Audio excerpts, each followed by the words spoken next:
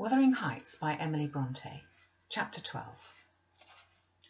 While Miss Linton moped about the park and garden, always silent and almost always in tears, and her brother shut himself up amongst books that he never opened, wearying, I guessed, with a continual vague expectation that Catherine, repenting her conduct, would come of her own accord to ask pardon and seek a reconciliation, and she fasted pertinaciously, under the idea probably that every meal Edgar was ready to choke at her absence, and pride alone kept him from running to cast himself at her feet. I went about my household duties, convinced that the Grange had but one sensible soul in its walls, and that lodged in my body. I wasted no condolences on Miss, nor any expostulations on my mistress, nor did I pay much attention to the sighs of my master, who yearned to hear his lady's name, since he might not hear her voice. I determined they should come about as they pleased for me, and though it was a tiresomely slow process, I began to rejoice at length in a faint dawn of its progress, as I thought at first. Mrs. Linton, on the third day, unbarred her door, and having finished the water in her pitcher and decanter, desired a renewed supply, and a basin of gruel, for she believed she was dying. That I set down as a speech meant for Edgar's ears. I believed no such thing, so I kept it to myself, and brought her some tea and dry toast. She ate and drank eagerly, and sank back on her pillow again, clenching her hands and groaning. "Oh, I will die," she exclaimed, "since no one cares about me. I wish I'd not taken that." Then a good while after I heard her murmur, "No, I will not die. He'd be glad. If he does not love me at all, he would never miss me." "Did you want anything, ma'am?" I inquired, still preserving my external composure, in spite of her ghastly countenance and strange exaggerated manner. "What is that apathetic being doing?" she demanded, pushing her thick entangled locks from her wasted face. "Has he fallen into a lethargy, or is he dead?" "Neither," replied I, "if you mean Mr. Linton. He's tolerably well, I think, though his studies occupy him rather more than they ought. He's continually among his books, since he has no other society." I should not have spoken so if I'd have known her true condition, but I could not get rid of the notion that she acted a part of her disorder. "Among his books!" she cried, confounded, "and I dying, I on the brink of the grave! My God, does he know how I'm altered?" continued she, staring at a reflection in a mirror hanging against the opposite wall. "Is that Catherine Linton? He imagines me in a pet, in play perhaps. Cannot you inform him that it's in frightful earnest? Nelly, if it be not too late, as soon as I learn how he feels, I'll choose between these two, either to starve at once, that would be no punishment unless he has a heart, or to recover and leave the country. Are you speaking the truth about him now? Take care. Is he so utterly indifferent for my life?" "Why, ma'am," I answered, "the master has no idea of you being deranged, and of course he does not fear that you will let yourself die of hunger." "You think not? Cannot you tell him I will?" she returned. "Persuade him. Speak of your own mind. Say you're certain I will." "No, you forget, Mrs. Linton," I suggested, "that you have eaten some food with a relish this evening, and tomorrow you'll perceive its good effects." "If I were sure it would kill him," she interrupted, "I'd kill myself directly. These 3 awful nights I've never closed my lids, and oh, I've been tormented. I've been haunted, Nelly. But I begin to fancy you don't like me. How strange! I thought, though everybody else hated and despised each other, they could not avoid loving me. And they've all turned to enemies in a few hours. They have, I'm positive, the people here. How dreary to meet death surrounded by their cold faces. Isabella terrified and repelled, afraid to enter the room. It would be so dreadful to watch Catherine go. And Edgar standing solemnly by to see it over, then offering prayers of thanks to God for restoring peace to his house and going back to his books. What in the name of all that feels has he got to do with books when I am dying?" She could not bear the notion which I had put into her head of Mr. Linton's philosophical resignation. Tossing about, she increased her feverish bewilderment to madness, and tore the pillow with her teeth. Then, raising herself up, all burning, desired that I would open the window. We were in the middle of winter. The wind blew strong from the north-east, and I objected. Both the expressions flitting over her face and the changes of her moods began to alarm me terribly. and brought to my recollection her former illness, and the doctor's injunction that she should not be crossed. A minute previously she was violent. Now, supported on one arm and not noticing my refusal to obey her, she seemed to find childish diversion in pulling the feathers from the rents she had just made and ranging them on the sheet according to the different species. Her mind had strayed to other association. "That's a turkey's," she murmured to herself, "and this is a wild duck's, and this is a pigeon's. Ah, they put pigeons' feathers in the pillows. No wonder I couldn't die. Let me take care to throw it on the floor when I lie down. And here's a moorcock's, and this, I should know it anywhere among 1,000. It's a lapwing's. Bonny bird, wheeling over our heads in the middle of the moor. Wanted to get to its nest, for the clouds had touched the swells, and it felt rain coming. This feather was picked up from the heath. The bird was not shot. We saw its nest in the winter, full of little skeletons. Heathcliff set a trap over it, and the old ones dare not come. I made him promise he'd never shoot a lapwing after that, and he didn't. Yes, here are more. Did he shoot my lapwings, Nelly? Are they red, any of them? Let me look." "Give over with that baby work," I interrupted, dragging the pillow away and turning the holes towards the mattress, for she was removing its contents by handfuls. "Lie down and shut your eyes. You're wandering. There's a mess. The down is flying about like snow." I went here and there, collecting it. "I see in you, Nelly," she continued dreamily, "an aged woman. You have grey hair and bent shoulders. This bed is the fairy cave under Penistone Crag, and you're gathering elf bolts to hurt our heifers, pretending, while I'm near, that they're only locks of wool. That's when you'll come to 50 years hence. I know you're not so now. I'm not wondering. You're mistaken, or else I should believe you really were that withered hag. And I should think I was under Penistone Crag, and I'm conscious it's night, and there are 2 candles on the table, making the black press shine like jet." "The black press? Where's that?" I asked. "You're talking in your sleep." "It's against the wall, as it always is. It does appear odd. I see a face in it." "There's no press in the room, and never was," said I, resuming my seat and looping up the curtain, that I might watch her. "Don't you see that face?" she inquired, gazing earnestly at the mirror. And say what I could, I was incapable of making her comprehend it to be her own, so I rose and covered it with a shawl. "It's behind there still," she pursued anxiously, "and it's stirred. Who is it? Hope it will not come out when you're gone. Oh, Nelly, the room is haunted. I'm afraid of being alone." I took her hand in mine and bid her be composed, for a succession of shudders convulsed her frame, and she would keep straining her gaze towards the glass. "There's nobody here," I insisted. "It was yourself, Mrs. Linton. You knew it a while since." "Myself?" she gasped. "And the clock is striking 12. It's true, then. That's dreadful." Her fingers clutched the clothes and gathered them over her eyes. I attempted to steal to the door with an intention of calling her husband, and I was summoned back by a piercing shriek. The shawl had dropped from the frame.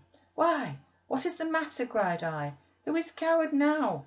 Wake up! That's the glass, the mirror, Mrs. Linton, and you see yourself in it. And there am I too, by your side." Trembling and bewildering, she held me fast, but the horror gradually passed from her countenance. Its paleness gave place to a glow of shame. "Oh dear, I thought I was at home," she sighed. "I thought I was lying in my chamber at Wuthering Heights. Because I'm weak, my brain got confused and I screamed unconsciously. Don't say anything, but stay with me. I dread sleeping. My dreams appall me." "A sound sleep would do you good, ma'am," I answered, "and I hope this suffering will prevent your trying starving again." "Oh, if I were but in my own bed in the old house," she said, bitterly wringing her hands, "and that wind sounding in the firs by the lattice. Do let me feel it. It comes straight down the moor. Do let me have one breath." To pacify her, I held the casement ajar a few seconds. A cold blast rushed through. I closed it and returned to my post.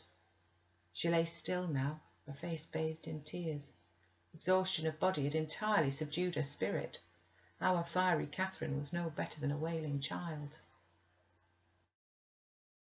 "How long is it since I shut myself in here?" she asked, suddenly reviving. "It was Monday evening," I replied, "and this is Thursday night, or rather Friday morning at present." "What, of the same week?" she exclaimed. "Only that brief time?" Long enough to live on nothing but cold water and ill temper, observed I. Well, it seems a weary number of hours, she muttered doubtfully. It must be more. I remember being in the parlour after they'd quarrelled, and Edgar being cruelly provoking, and me running into this room desperate. As soon as ever I barred the door, utter blackness overwhelmed me, and I fell on the floor. Couldn't explain to Edgar how certain I felt of having a fit or going raging mad if he persisted in teasing me. Had no command of tongue or brain, and he did not guess my agony, perhaps. Barely left me sense to try and escape from him and his voice. Before I recovered sufficiently to see and hear, it began to be dawn, and, Nelly, I tell you what I thought, and what has kept recurring and recurring till I feared for my reason. I thought as I lay there, with my head against that table leg and my eyes dimly discerning the grey square of the window, that I was enclosed in the oak-panelled bed at home, and my heart ached with some grief which, just waking, I could not recollect. I pondered and worried myself to discover what it could be, and most strangely the whole last 7 years of my life grew a blank. I did not recall that they had been at all. I was a child. My father was just buried, and my misery arose from the separation that Hindley had ordered between me and Heathcliff. I was laid alone for the first time, and rousing from a dismal doze after a night of weeping, I lifted my hand to push the panels aside. It struck the tabletop. I swept along the carpet, and then memory burst in. My late anguish was swallowed in a paroxysm of despair. I cannot say why I felt so wildly wretched. It must have been temporary derangement, for there is scarcely cause. But supposing at 12 years old I had been wrenched from the Heights, and every early association, and my all in all, as Heathcliff was at that time, and been converted at a stroke into Mrs Linton, the lady of Thrushcross Grange, and at the wife of a stranger, an exile and outcast thenceforth from what had been my world. You may fancy a glimpse of the abyss where I grovelled. Shake your head as you will, Nelly, you have helped to unsettle me. You should have spoken to Edgar, indeed you should, and compelled him to leave me quiet. Oh, I'm burning. I wish I were out of doors. I wish I were a girl again, half savage and hardy and free, and laughing at injuries, not maddening under them. Why am I so changed? Why does my blood rush into a hell of tumult at a few words? I'm sure I should be myself were I once among the heather on those hills. Open the window again, wide. Fasten it open. Quick. Why don't you move? Because I won't give you the death of cold, I answered. You won't give me a chance of life, you mean, she said. However, I'm not helpless yet. I'll open it myself. And sliding from the bed before I could hinder her, she crossed the room, walking very uncertainly, threw it back and bent out, careless of the frosty air that cut above her shoulders as keen as a knife. I entreated, and finally attempted to force her to retire, but I soon found her delirious strength much surpassed mine. She was delirious. I became convinced by her subsequent actions and ravings.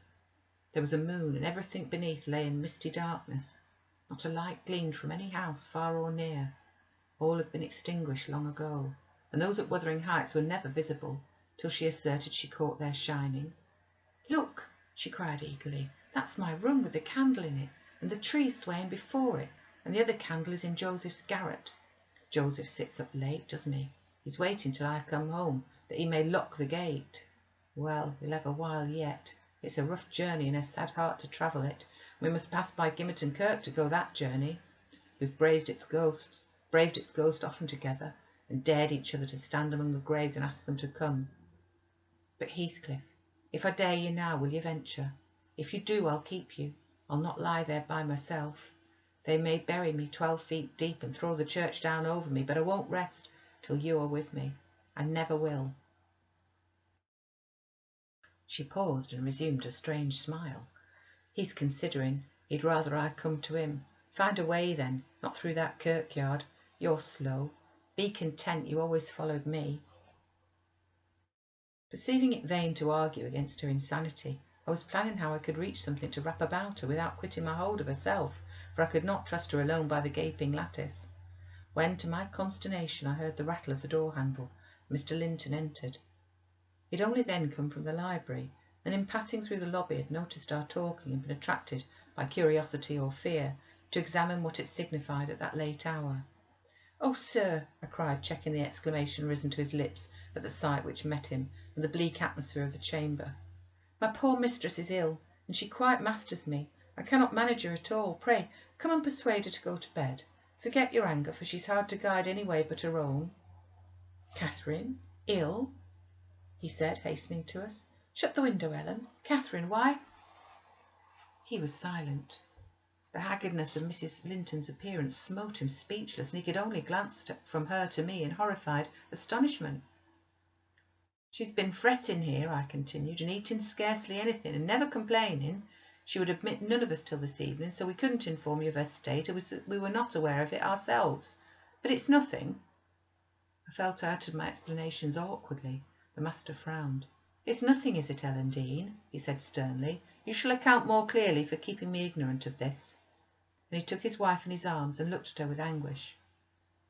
At first she gave him no glance of recognition. He was invisible to her abstracted gaze. The delirium was not fixed, however. Having weaned her eye from contemplating the outer darkness, by degrees she centred her attention on him and discovered who it was that held her.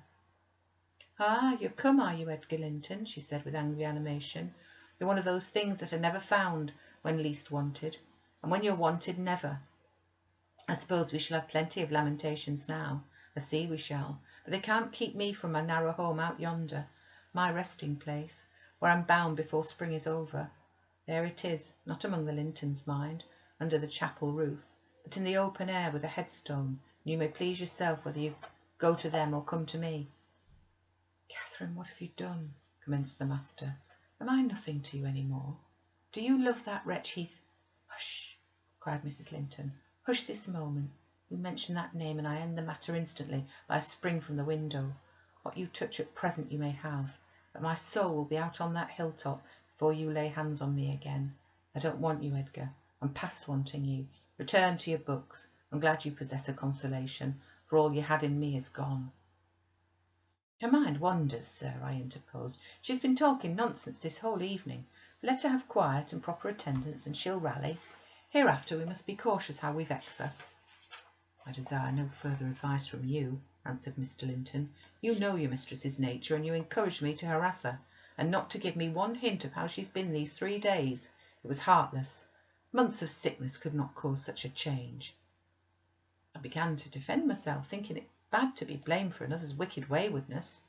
"I knew Mrs. Linton's nature to be headstrong and domineering," cried I, "but I didn't know that you wished to foster her fierce temper. I didn't know that to humour her I should wink at Mr. Heathcliff. I performed the duty of a faithful servant in telling you, and I've got a faithful servant's wages. Well, it will teach me to be careful next time. Next time you may gather intelligence for yourself. The next time you bring a tale to me, you shall quit my service, Ellen Dean. You'd rather hear nothing about it, I suppose, then, Mr. Linton? Heathcliff has your permission to come a-courting to Miss, and to drop in at every opportunity your absence offers, on purpose to poison the mistress against you?" Confused as Catherine was, her wits were alert at applying our conversation. "Ah, Nelly has played traitor!" she exclaimed passionately. "Nelly is my hidden enemy. You witch! So you do seek elf bolts to hurt us. Let me go. I'll make her rue. I'll make her howl a recantation."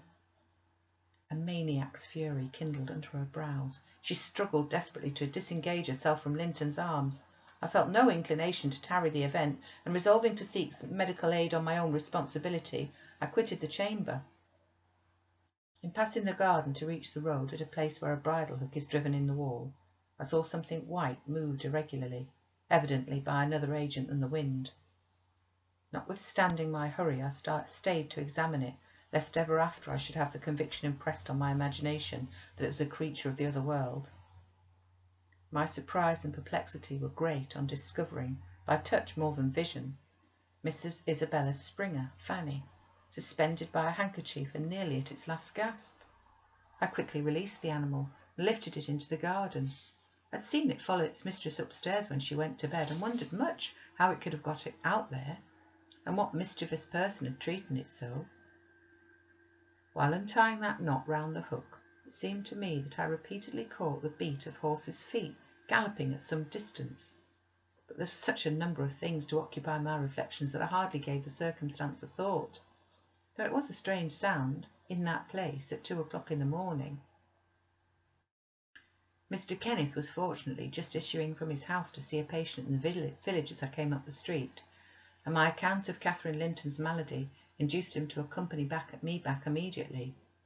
He was a plain, rough man, and he made no scruple to speak his doubts of her surviving this second attack, unless she were more submissive to his directions than she'd shown herself before. "Nelly Dean," said he, "I can't help fancying there's an extra cause for this. What has there been to do at the Grange?